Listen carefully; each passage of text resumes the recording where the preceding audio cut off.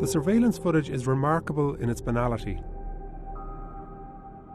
It shows Stephen Paddock, the Las Vegas gunman, in the days before his mass shooting. He cuts a lonesome figure as he moves through the Mandalay Bay Hotel, playing video poker for hours in the casino, buying snacks at a newsstand, watching a LeBron James interview in a restaurant, and at times chatting with hotel staff. But this picture of an ordinary gambler disguises a far more sinister intent. Through this previously unseen footage, we'll show how Paddock methodically planned his attack, and how, over 7 days, hotel staff unwittingly helped him to move bag after bag of weapons to his room. The videos, obtained exclusively by the New York Times from MGM Resorts, begin on Monday, September 25th.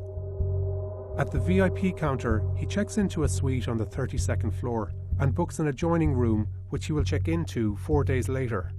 He doesn't immediately bring in suitcases. Instead, he spends 2 hours in the hotel, going to his room and eating at a sushi restaurant downstairs. Just before 5 p.m, he drives his Chrysler Pacifica minivan to the valet area, where a bellman loads the luggage cart with 5 suitcases. Paddock asks to stay with his luggage, so the bellman brings him through the service elevators to his room, something hotel management say is not unusual.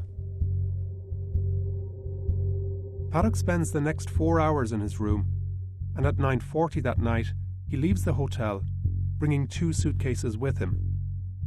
He drives 1 hour to Mesquite, where he lived. Cell phone records show that he stays the night and spends most of Tuesday here.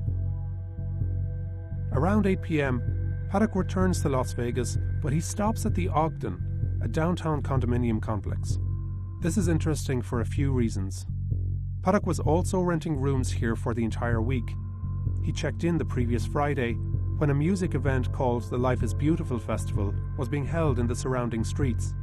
Internet records recovered by the police show that he searched for that festival's lineup and its expected attendance.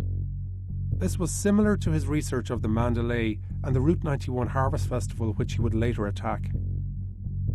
So, the Ogden and the Life is Beautiful Festival could have been used for planning, or may even have been a target.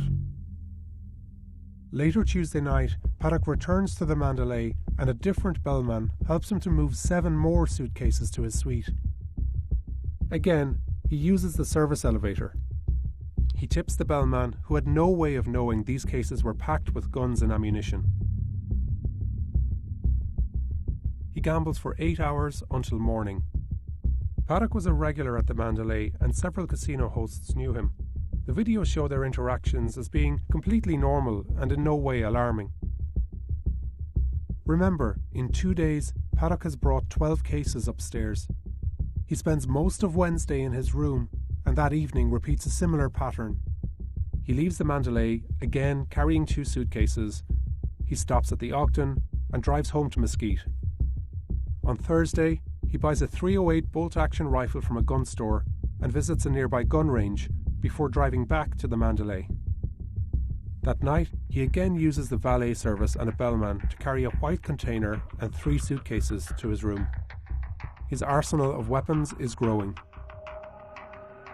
Again, he gambles through the night. It's now Friday, and at 8 p.m, the Route 91 Harvest Festival will open in the fairgrounds across from the Mandalay. Paddock stays in his room until around 3 p.m, and uses his laptop while the suite is cleaned. He checks into the adjoining room, 134, using the name of his girlfriend, Mary Lou Danley. He also tells cleaning staff to leave behind the food service cart.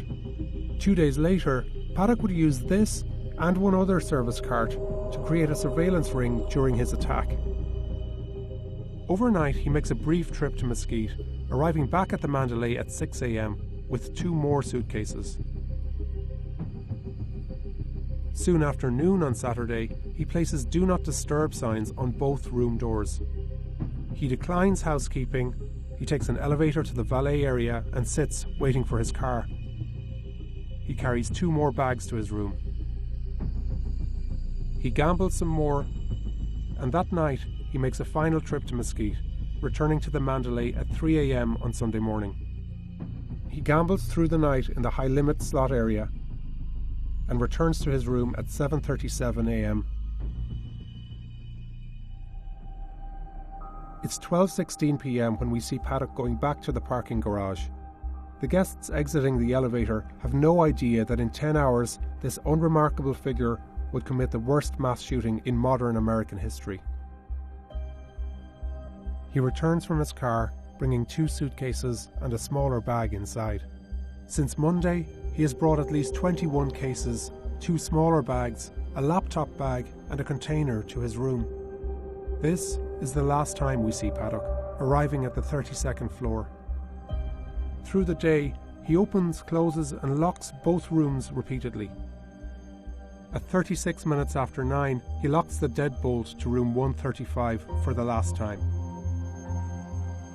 4 minutes later, Jason Aldean, who is headlining the Route 91 festival, begins his act. Paddock then turns the deadbolt to room 134. At 10:05, his shooting rampage begins. In under 10 minutes, he would kill 58 people and injure over 700 before taking his own life. He had amassed 23 guns and thousands of rounds of ammunition. Almost 6 months since the attack, Paddock's motive remains unknown.